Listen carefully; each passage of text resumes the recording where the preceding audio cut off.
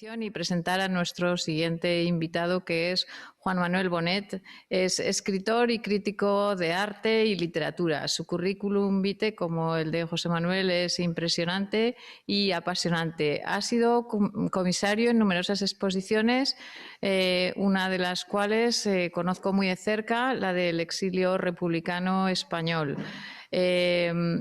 Ha sido también director del Instituto del IBAM en Valencia, director del Museo Nacional Centro de Arte Reina Sofía en Madrid, director del Instituto Cervantes de París y también director del Instituto Cervantes en Madrid.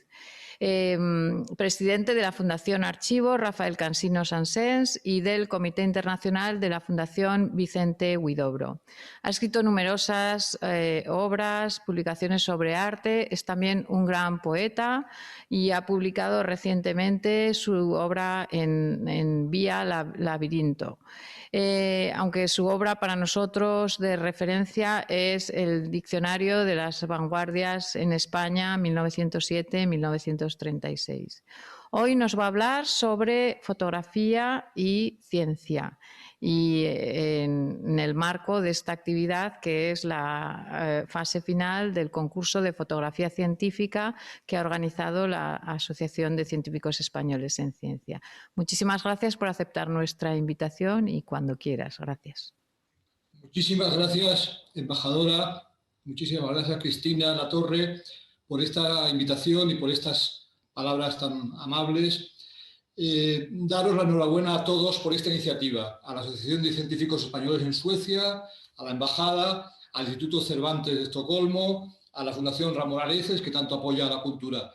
Este primer concurso de fotografía científica con ciencia y arte, con cienciarte, pues es, como acaba de decir la embajadora, un acto de diplomacia científica el apoyarlo, y también agradezco la hospitalidad que me brinda la Real Academia Española, desde la cual estoy hablando, desde otra sala, y he escuchado también que ha hablado desde otra sala de la misma un académico y un amigo como es Sánchez Ron, que nos ha dado todo un marco de conexiones, arte y ciencia. Primera imagen, vamos a pasar a la pantalla compartida. Hablar de fotografía y ciencia es hablar de algo que hoy consideramos arte, pero que, como muchas veces pasa en la historia, en un principio fue una invención científica. Esa invención científica tuvo pronto consecuencias artísticas, pero el estatuto de los fotógrafos durante mucho tiempo no se consideró un estatuto de artista, sino más bien de artesano. Cuando yo empecé a fijarme en el mundo de la fotografía, a veces los libros donde había fotografías, por ejemplo, libros sobre ciudades y tal, pues el nombre del fotógrafo en libros o en revistas aparecía muy pequeñito, o no aparecía incluso a veces. En cambio, hoy en día existe, por ejemplo, en nuestro país un Premio Nacional de Fotografía, existe un enorme interés por la fotografía, incluso muchos pintores se han pasado a la fotografía, cuando en cambio en el siglo XIX los fotógrafos a lo mejor que venían de la ciencia querían parecerse a los pintores, que eran pictorialistas. La imagen que tenemos en pantalla pues es de los albores de la fotografía. La fotografía pues es un arte, es una técnica más bien al principio, es un invento, ya digo, es una invención que tiene precursores en el siglo XVIII, en la época de la Ilustración, en la época de los Montgolfier. En esa época ya empezaba a apuntar todo eso. Durante los años de la Revolución Industrial, cuando empiezan a surgir los trenes, los barcos de vapor, que van a ser los elementos de transporte del siglo XIX, como los del XX serán los aviones, los submarinos, los dirigibles, etc., pues en esos años es cuando aparece la fotografía. El año exacto de la fotografía apareciendo en escena es 1826, y no enseño esas imágenes, pero son las imágenes de Nicéphore Niepce, que es un francés, un habitante de natural de Chalon-sur-Saône, en el sur de la Borgoña, que logra fijar en unas imágenes de su huerto y de otras realidades en torno. Logra fijar la luz en unas imágenes. Esas imágenes van a ser las primeras fotografías o los ancestros, digamos, de la fotografía.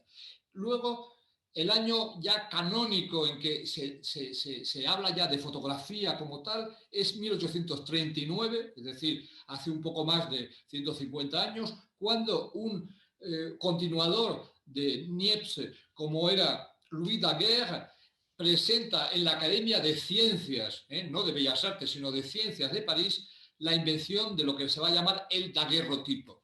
A partir de ese momento ya va a haber una producción fotográfica que se va a popularizar, que va a transformar poco a poco las publicaciones científicas, los libros de viajes, en fin, va a tener múltiples aplicaciones, fotografías bélicas, etcétera, etcétera.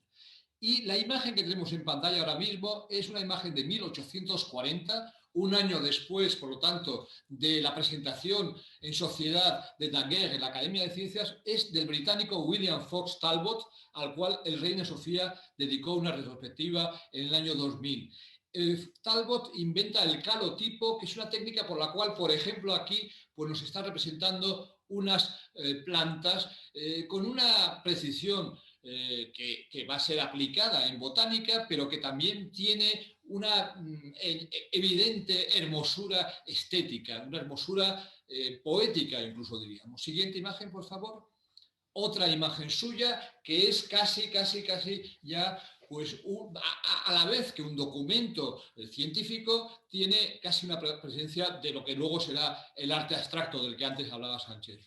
Siguiente imagen, vamos a enseñar un trabajo para mí precioso formalmente, que es de una discípula, de una continuadora de Talbot, también británica, Anne Atkins, que es la primera mujer fotógrafa de la historia. Hoy conocemos grandes fotógrafas en el siglo XX, ha habido muchas, y hoy mismo hay muchas, pero en esa época, pues, es noticia, digamos, el hecho de que esta mujer, fijaros qué imagen científicamente exacta y a la vez estéticamente llena de belleza y de poesía. Siguiente imagen, por favor. En el siglo XIX van a seguir habiendo inventores. Esta imagen del vuelo de un ave es de otro natural de la Borgoña, de un hombre nacido en Bonn, la ciudad del hospicio, Etienne Jules Marais, un inventor que inventa un fusil fotográfico, un fusil con el cual tomar imágenes. Fijaros esas imágenes, el desarrollo, digamos, del vuelo de este ave. Él va a inventar lo que llama la cronofotografía, fotografía del tiempo, que es precursora del cine en el fondo. Siguiente imagen, por favor. Fijaros este saltador de pértiga, qué imagen más preciosa y anunciadora efectivamente de la imagen en movimiento, que será un invento ya del siglo finales del XIX, principios del XX. Siguiente imagen, que ya nos habla de un estadounidense, Edward Muybridge. Edward Muybridge, perdón que volvemos a mi imagen. Edward Muybridge es un inventor norteamericano. Norteamérica va a ser un país absolutamente pionero en esto, como en muchas otras cosas de la ciencia y la tecnología, y Muybridge va a proseguir por el camino de Marais y va a ser alguien que fotografíe este hombre corriendo. O siguiente imagen. Las imágenes quizás más conocidas de él son estas imágenes de caballos corriendo. Las imágenes de Muybridge serían retomadas como pretexto para cuadros por un artista o un pintor que ha citado Sánchez Ron, que es Francis Bacon, que le admiraba mucho estas fotografías pioneras, digamos. Siguiente imagen. La siguiente imagen nos lleva al hecho de que científicos van a apropiarse de la fotografía para sus trabajos específicos. En concreto es el caso de los astrónomos. El siglo XIX es un siglo en el cual Camille Flammarion publica esos libros a mitad de camino entre la ciencia y el espiritismo, que tendrán una enorme popularidad entre los lectores de todos los países, incluidos España, y también entre los pintores o los escritores. Pues bien, hay también una fotografía astronómica que en concreto se plasma en esta imagen que pongo en la pantalla, que es una de las láminas de la monumental obra Atlas de la Luna que publican Loewy y Puiseux. Loewy era el director del Observatoire de París, ese observatorio que está cerca del Parque del Luxemburgo, y Puiseux eran sus colaboradores. Se publicó en varios volúmenes, gran formato, imágenes tomadas con telescopio. Esa luna de los poetas, Notre-Dame la Lune, como la llamaba Jules Lafort, la luna de Lugones y de tantos otros, pues aquí es como un motivo de estudio científico, pero a la vez de belleza estética.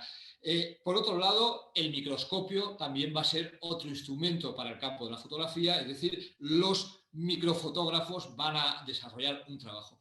Siguiente imagen no es una imagen fotográfica, pero es una imagen de alguien que sí se interesó muchísimo por la fotografía, que es Ramón y Cajal, precisamente un premio Nobel español, año 7, Ramón y Cajal, sus dibujos hoy, sus dibujos científicos como este o el siguiente imagen, por favor. Este dibujo, por ejemplo, a mí como crítico de arte, si me preguntaran de quién es y no conociera la historia de Cajal, pues diría que es de Henri Michaud, el poeta pintor belga. Y efectivamente Jaime Urihuela, un historiador del arte, un colega y amigo, ha hecho exposiciones donde ha enseñado los dibujos de Ramón y Cajal al lado de obras de Dalí, de Michaud y de otros surrealistas. Siguiente imagen, por favor. Cajal era fotógrafo y trabajó en el campo de la fotografía en color, que era algo que todavía no se había generalizado. Ya existía esos autocromos, pero él publicó este libro de Bases científicas de la fotografía en color, un libro publicado 5 años después precisamente de su Nobel.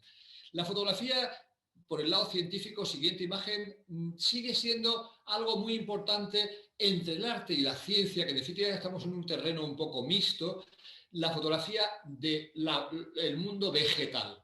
Karl Blossfeld es un fotógrafo hoy en día muy difundido. Existen libros de él publicados por la editorial Taschen, que es una editorial que hace libros magníficos, pero también libros muy, muy populares. Y las imágenes de Blossfeld, esta es la cubierta de uno de sus libros, donde busca la belleza de las formas naturales, el arte de las formas naturales. Siguiente imagen, por favor.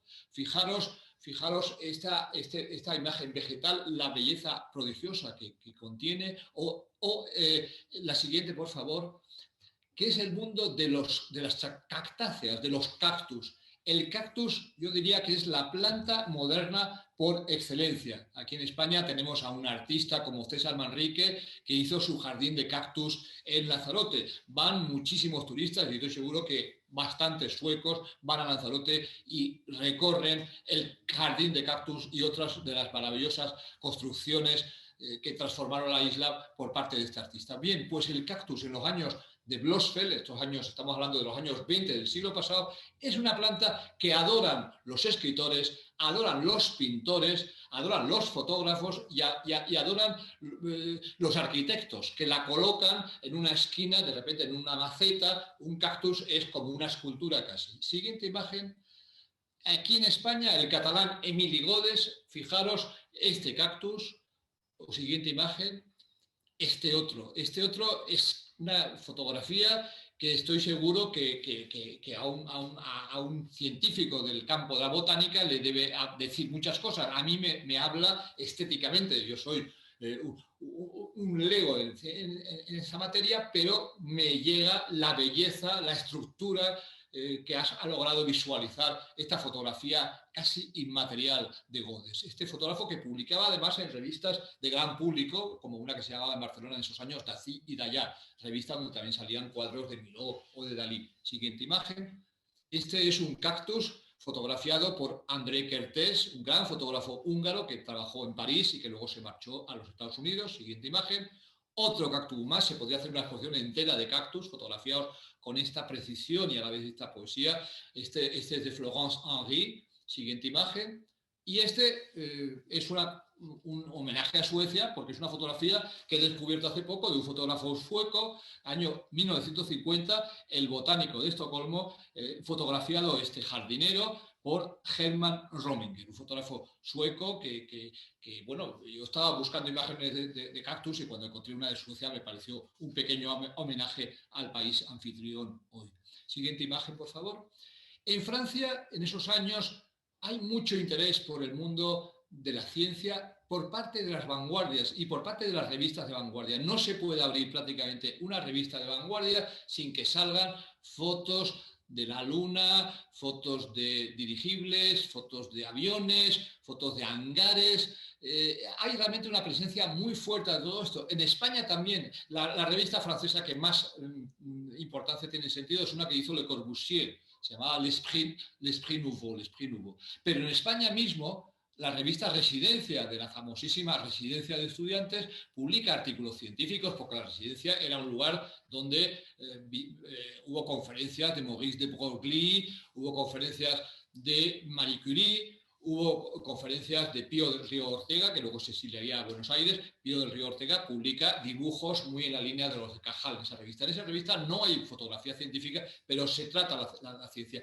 Pero en las revistas de esa época hay muchísima fotografía científica y hay muchísima fotografía del mundo tecnológico. Ciencia y tecnología van de la mano y son los años en los cuales todo el mundo, todos los artistas están impactados por el aeroplano, por el dirigible, por las torres de comunicación, por todo ese mundo que se apoya en la ciencia y en la tecnología, pero que es ejemplo para los artistas y ejemplo especialmente para un creador, por ejemplo, que a la vez trabaja en el ámbito de la arquitectura y de la pintura como Le Corbusier, el director de esa revista, el gran Le Corbusier, el inventor de la casa como máquina de habitar, pues todo el día estaba metiendo en sus libros o en sus artículos fotografías que muchas de ellas eran fotografías de ciencia o de ciencia aplicada, es decir, de ingeniería.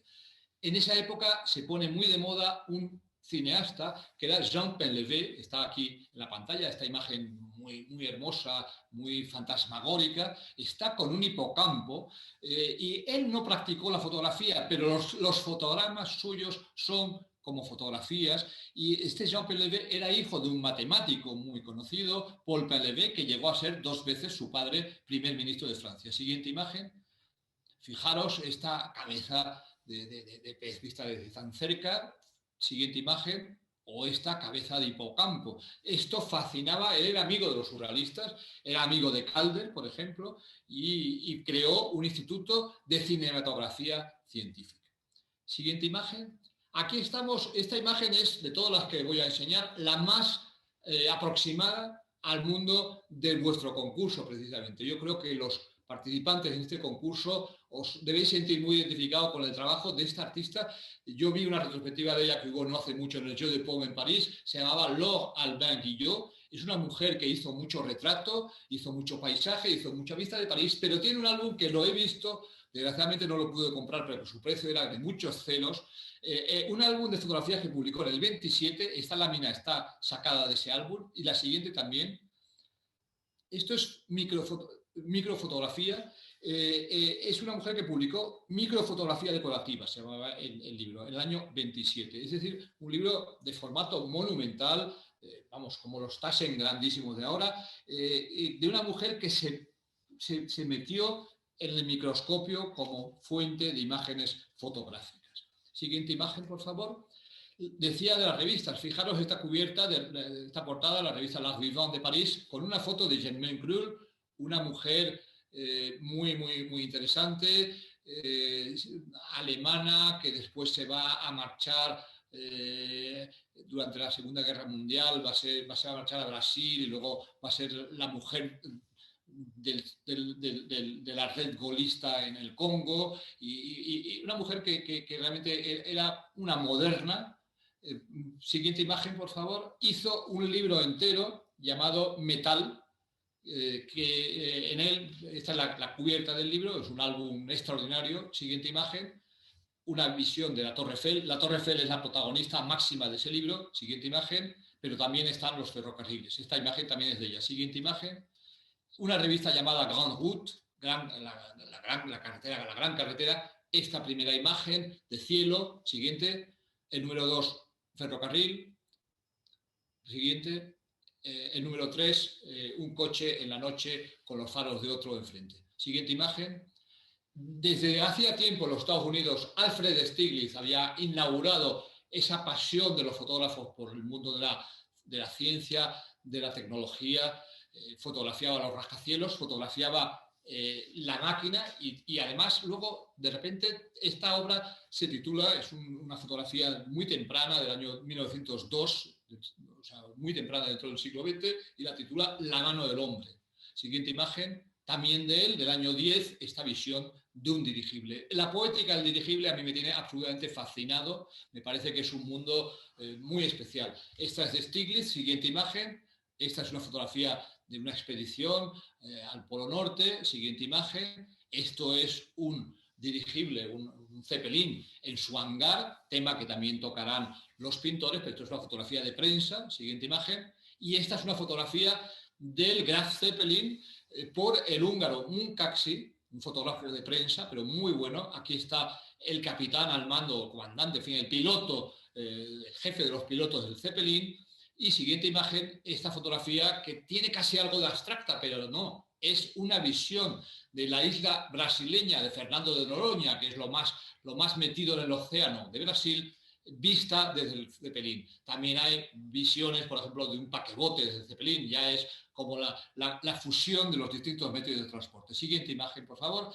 El puente transbordador de Marsella, aquí fotografiado y además convertido luego en cubierta de un libro muy importante sobre arquitectura francesa del acero y del cemento, de Giedion, el suizo Giedion. La fotografía de base y la tipografía también son de un hombre de la Bauhaus, aquella escuela de la Bauhaus alemana que cerraron los nazis y mandaron al exilio a sus profesores.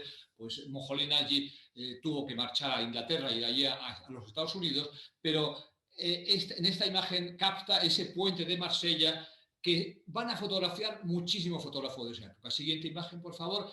En Moscú, el pintor y escultor y tipógrafo y fotógrafo Rodchenko hace esta fotografía eléctrica, siguiente imagen, o fotografía la torre de comunicaciones de Moscú, la torre de la radio, digamos, que luego la habrá en muchísimas otras ciudades, siguiente imagen.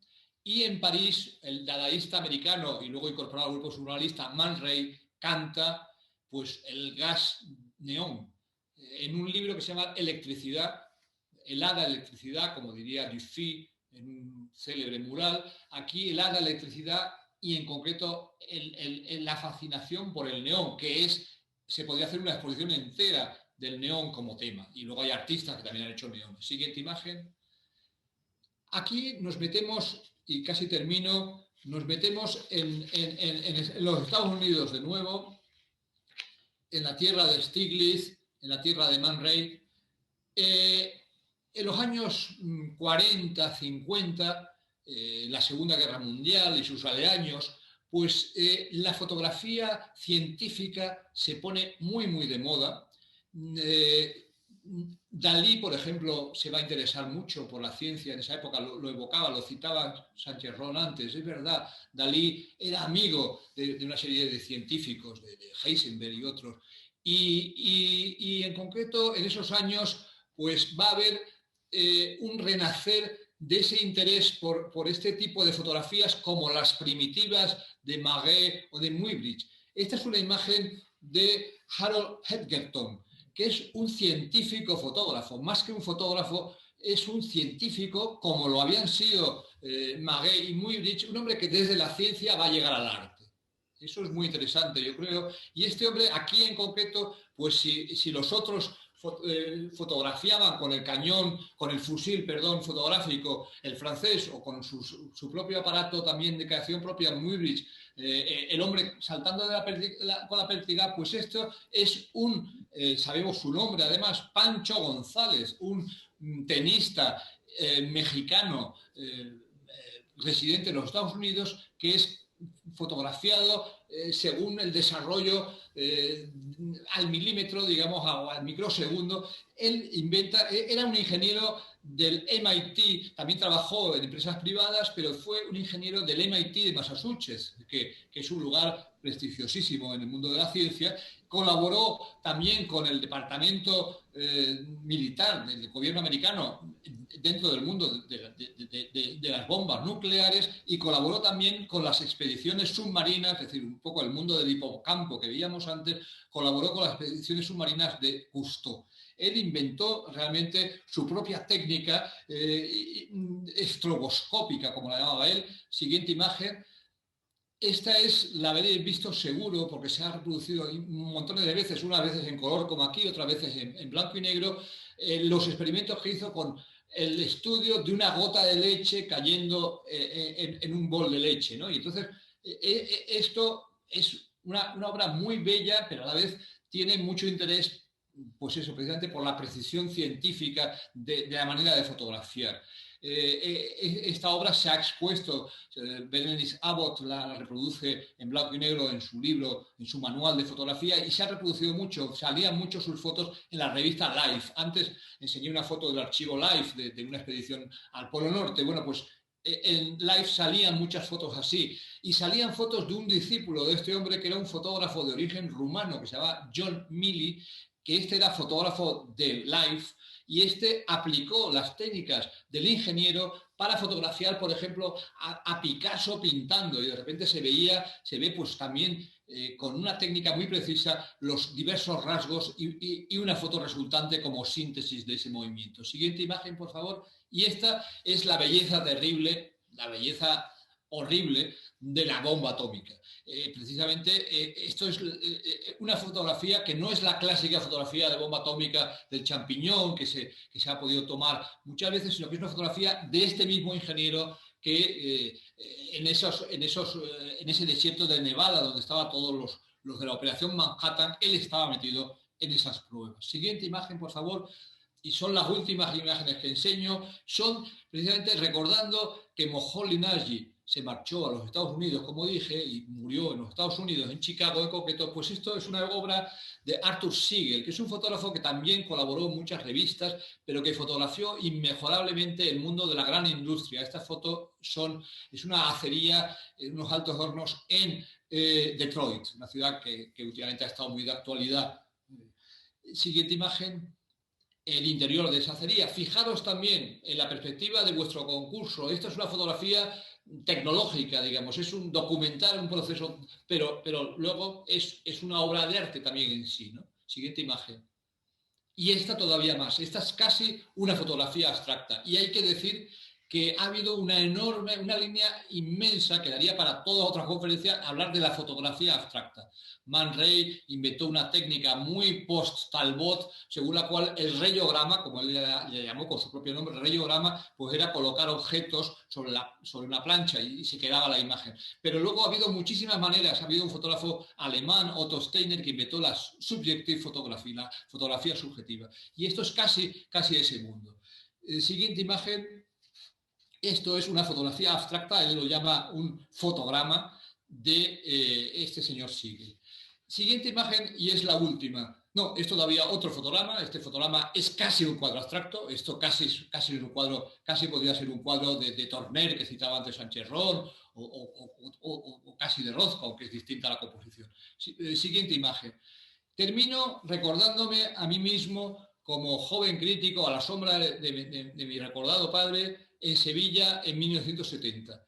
En esa época, entre los primeros artistas que conocí, hay gente, no había fotógrafos, porque en ese grupo no hubo fotógrafos, podría haberlos habido, y estoy seguro que fotografías como las que son finalistas hoy, podrían perfectamente haber encajado en estas exposiciones. En el año 70 yo vi una exposición que se llamaba Arte y Ciencia, el tema de esta noche, y vi esa exposición, es decir, hace 50 años, y ahí conocí a un pintor sevillano, Gerardo Delgado, que estaba allí, y conocí a Jordi Teixidor y José María Iturralde. Eran pintores muy vinculados al grupo de Cuenca, habían sido conservadores del grupo del Museo de Cuenca antes de que abrieran, eran muy cercanos a Gustavo Torner, precisamente. Teixidor e Iturralde participaron primero en un grupo que se llamaba Antes del Arte, y este grupo se iba a clases de física y de matemáticas. Se iban en la Universidad de Valencia, asistían a clase y a veces se enteraban y otras no, pero con todo eso trabajaron. Ellos y algún músico también. Yasser Pla, en concreto, era músico. Ese grupo también estaba Eusebio Sempere, pintor también muy vinculado a Cuenca y que había vivido en París y hacía propuestas también basadas en fórmulas matemáticas y tal. Y en esa misma exposición, Arte y Ciencia, había, y no hay ninguna imagen de ello, termino por lo tanto con esta, pero había también Iturralde en concreto y Sempere participaron en otra historia que fue en la Universidad Complutense, el Centro de Cálculo de la Universidad de Madrid, CCUM. Esas experiencias se vieron en esta exposición sevillana que yo dije, Arte y Ciencia, las de antes del arte y las del Centro de Cálculo. En el Centro de Cálculo se trabajaba con unas computadoras que ocupaban un cuarto entero. Estaba patrocinado aquello por la IBM. Estamos hablando del año 70. En el año 70 la IBM en España a los artistas de vanguardia les proporcionaba eso como un instrumento para hacer investigaciones que luego tenían una belleza, pero una belleza basada en un sistema, en un orden, en las matemáticas, en las formas computables, eran formas computables. Y allí trabajó también algún músico haciendo música electrónica, y allí también trabajó algún arquitecto. Y algunos de los participantes en estas historias acabaron yéndose al MIT. Igual que estaba en MIT, estaba Edgerton, ya entonces no estaba Edgerton, pero se encontraban con Georgi Kepes, que era un gran fotógrafo abstracto húngaro, como Moholy Nagy, y este fue el maestro de Iturralde, el campo, él empezó a hacer estructuras voladoras, y luego Juan Navarro Valdehuet, que había también estado académico de San Fernando hoy, que había estado también en el seminario de arquitectura del Centro de Cálculo, también estuvo en el MIT y también vivió esa atmósfera de Kepes, de un fotógrafo, pero a la vez muy metido en cuestiones de arte y medio ambiente, etcétera, etcétera. Por lo tanto, simplemente recordar que arte y ciencia hace 50 años ya estaba esa problemática en España, y me alegro mucho que a los jóvenes científicos convocados por los jóvenes científicos españoles en Suecia también les resulte importante este vínculo arte y ciencia. Gracias.